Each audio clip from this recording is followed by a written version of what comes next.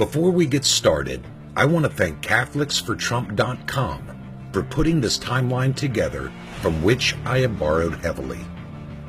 I have a personal email account through a well-known left-leaning company. During the second week of August, I logged in to check my email and was immediately hit with an article stating that voters' #1 objection to Donald Trump had to do with his making fun of a reporter with a disability. I was both shocked and amazed that this was still an issue. Why? Because in reality, it never happened. The whole saga began on November 21st, 2015, when Donald Trump stated that he remembered seeing Arabs living in this country celebrating the 9/11 attacks, cheering as the Twin Towers came crashing down. He said, and I quote, "I watched when the World Trade Center came tumbling down, and I watched in New Jersey City, New Jersey, when thousands and thousands of people were cheering as that building was coming down. Thousands of people were cheering." A few days later, Trump was interviewed by former Clinton communications director and DNC operative George Stephanopoulos, who now works as the chief political correspondent for ABC News. Trump left out the thousands and thousands remark, but doubled down on his statement saying, "There were people that were cheering on the other side of New Jersey, where you have large Arab populations. They were cheering as the World Trade Center came down. I know it might not be politically correct for you to talk about it, but there were people cheering as that building came down, and that tells you something." Now the media, especially the Washington Post, went after Trump with a vengeance, claiming that this was not true. Trump, they inferred, was either making it up or he was delusional. The same paper even went so far as to write a detailed article claiming to fact-check Mr. Trump. After an exhaustive review, the Post lectured that there was absolutely no evidence of Trump's claim and deemed it false. But Mr. Trump was neither wrong nor delusional. Eventually, a video from a local CBS affiliate surfaced, which had been broadcast just 5 days after the 9/11 attacks, in which the news anchor said this: "After the attacks in New York, Washington, and Pennsylvania. However, what no one outside the terrorist task force knows is that just a couple of blocks away from that Jersey City apartment the FBI raided yesterday and where they had evidence removed is another apartment building. One that investigators told me, quote, is swarming with suspects.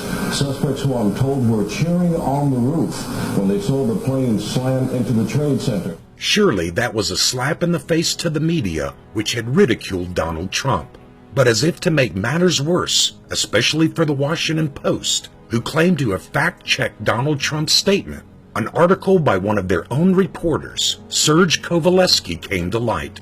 Kovaleski, writing for the Post on September 18, 2001, stated, and I quote, "In Jersey City, within hours of 2 jetliners plowing into the World Trade Center, law enforcement authorities detained and questioned a number of people who were allegedly seen celebrating the attacks and holding tailgate-style parties on rooftops while they watched the devastation on the other side of the river." With egg dripping off their faces, the Post had to do something. CatholicsForTrump.com writes, "Very embarrassing for the media, especially the Washington Post, which had done such a great job scouring news reports after 9/11 that they missed their very own story on the subject. It was in this state of embarrassment that the media was desperate to distract from the matter. The Washington Post ended up finding Kovaleski, now writing for the New York Times, so that he could do damage control. Kovaleski predictably tried to backtrack from his 2001 account, saying he didn't remember the details. So the now embarrassed Washington Post had Kovaleski release a statement in which he said, "I certainly do not remember anyone saying that thousands or even hundreds of people were celebrating. That was not the case, as best as I can remember." In an attempt to deflect the truth that there were people celebrating the destruction of the Twin Towers, the Post attempted to bring into question the numbers engaged in this barbaric activity. But it wasn't working. They needed to find something else, anything to deflect attention away from the sloppy research their fact-checkers did. A few days later, when Trump was at a rally in South Carolina, he commented on Kovaleski's attempt to backtrack his 2001 statement. He did this by moving his hands in a manner which showed someone flustered. Written by a nice reporter. Now the poor guy, you got to see this guy. Oh, I don't know what I said. I don't remember. He's going like, I don't remember. Oh, maybe that's what I said. This was 14 years ago. They didn't do a retraction. The irony is that Trump had used the exact same visual arm movements when describing others who, when put on the spot, were flustered. He did this in reference to Ted Cruz when he was explaining his position on waterboarding. They said, Senator Cruz, what do you think of waterboarding? I don't want to talk about it. You know, he didn't want to talk about waterboarding. And though not as extreme, he did the same arm movements with reference to an Army general who, according to Trump, did a poor job answering a question about ISIS. And I watched a general recently on television, and they said to him, what do you think about ISIS? Oh, ISIS is very tough. It needs to be noted that neither of these men has a disability. Therefore, since they don't have a disability, and Kovaleski does, and Trump did the same arm movements for all three, then it must follow that he was not making fun of a disability, rather, he was giving a visual for something else. But the dishonest left-leaning media doesn't care about truth. As stated previously, they needed a distraction from the fact that their fact-checkers were wrong about Arabs celebrating after the 9/11 attacks. But how? How could they take the spotlight off themselves and redirect it back to Trump? CatholicsForTrump.com explains how, and they hit the nail on its proverbial head. Soon thereafter, the media revealed still photos of Kovaleski with his right hand in a permanently flexed position downward, announcing that he was disabled. The media then shifted from trying to defend their oversight of the 9/11 Post article, and instead, with disapproving shocked outrage, accused Trump of mocking a reporter's disability. Some liberals went even further and freeze-framed a millisecond of the Trump video at the exact moment when his hand went into a flexed posture. Then they dishonestly put this screen capture side by side with a picture of Kovaleski's flexed hand.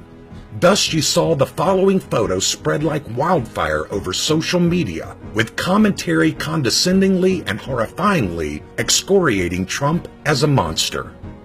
Trump, according to the egg-faced media, was mocking the way Kovaleski moves his arms. But what you probably don't know, what the media never showed you, was Mr. Kovaleski's arm doesn't move when he speaks.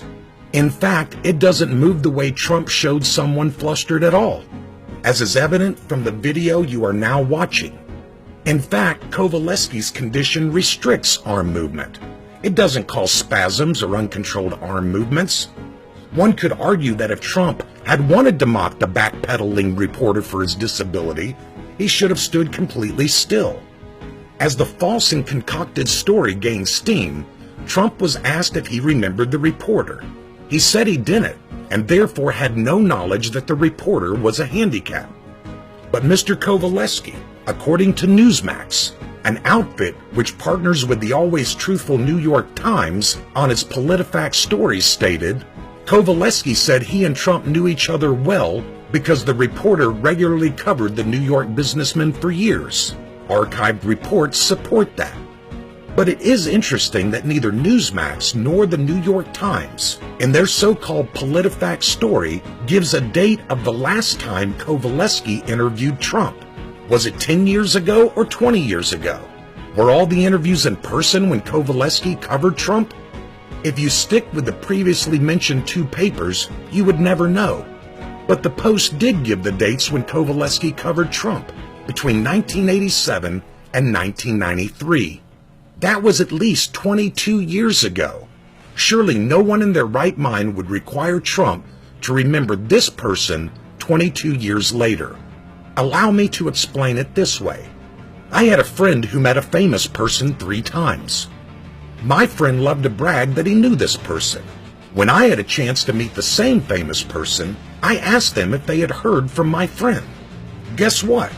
The famous person did not know of whom I was speaking. Why? My friend looked up to this person and therefore remembered everything, every detail from the 3 times they met. But the famous person meets hundreds of people a month and my friend just isn't that memorable. CatholicsForTrump.com continues. Trump's impersonations of a flustered reporter was turned into a left-wing and establishment GOP narrative whereby Trump somehow hates the disabled. This despite the fact that Trump has given millions to charity that help the disabled, including raising nearly $6 million for wounded warriors, $1 million of which was his own money. In addition, Liz Crokin, a journalist that has covered Donald Trump for 10 years, recalls the following. In 1988, a commercial airline refused to fly Andrew Tin, a sick Orthodox Jewish child with a rare illness, across the country to get medical care because he had to travel with an elaborate life support system. His grief-stricken parents contacted Trump for help, and he didn't hesitate to send his own plane to take the child from Los Angeles to New York so he could get his treatment. And this is just one story about Donald Trump helping those who are disabled. Folks, Donald Trump did not make fun of a reporter with a disability. He did something worse. He embarrassed the media, especially the Washington Post, whose crummy fact-checkers failed to uncover the true story of Middle Easterners living in New Jersey celebrating the deaths of 3,000 Americans on 9/11, a story one of their own reporters covered. As someone who has been around disabled folks my whole life, as one whose wife worked with those who are deemed severe and profound, if I believed that Mr. Trump truly mocked a man with a disability, I would be writing a very different article and recording a very different video. But the sad thing is, there are those who still perpetrate this lie, even when confronted with the facts.